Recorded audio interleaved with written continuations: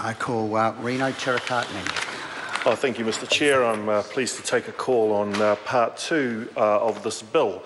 And, sir, I'd like to pick up on my remarks that I made during part 1, where the Minister acknowledged that this bill is entirely consistent with our international obligations. And I'd like to ask the Minister, in relation to part 2, are the provisions in part 2 entirely consistent and compliant with our international obligations?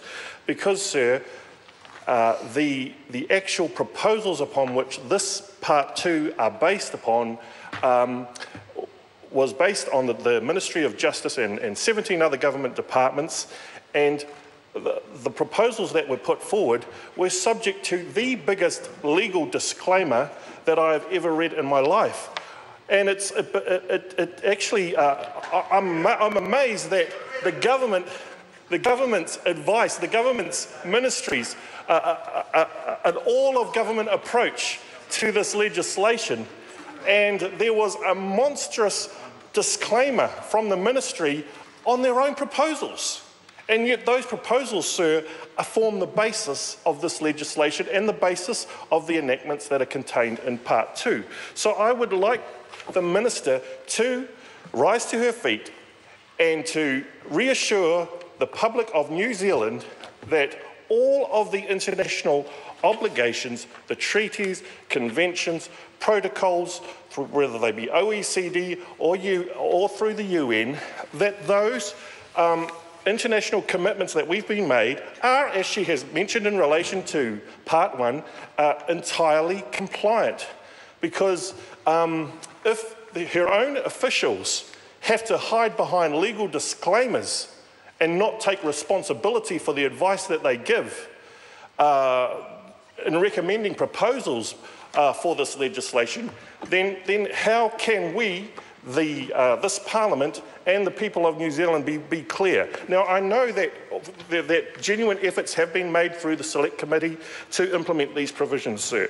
And whether it be through money laundering acts or through all of the other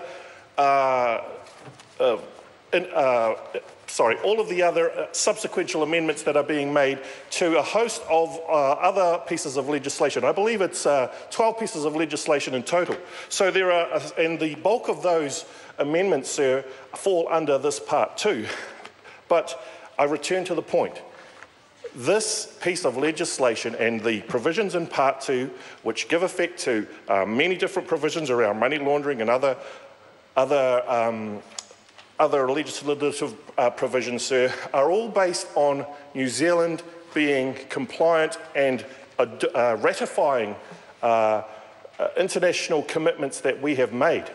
And yet, so I believe, and I would like to ask this Minister to rise to her feet and reassure the public of New Zealand and this Parliament that indeed New Zealand, in enacting this legislation, is going to be fully compliant. And if not, sir, well then, how compliant are we? How compliant are we? And this is no time for half-baked measures. If we have been putting through this legislation and amending a host of various pieces of legislation which are addressing a very, very important topic, sir, around strengthening our laws around organised crime and anti-corruption, sir, we need to have that assurance that indeed this legislation does ensure that New Zealand does fulfil its international commitments. We have signed up to these international commitments, sir. These are, and indeed it's been exposed by Transparency International in 2013, I believe, that New Zealand is falling short. We are falling short. So we are putting this legislation through to ensure that we are able to lift the bar, but I would like to know from the Minister, have we really raised the bar and are we fully compliant with our international commitments, which are the topic and which underpin the provisions here in part 2. Thank you, sir. The Honourable David Parker. Mr. Chairman, I have a question for the Minister relating to clauses 59 and a separate question in respect of clause 61 of the bill. Sir,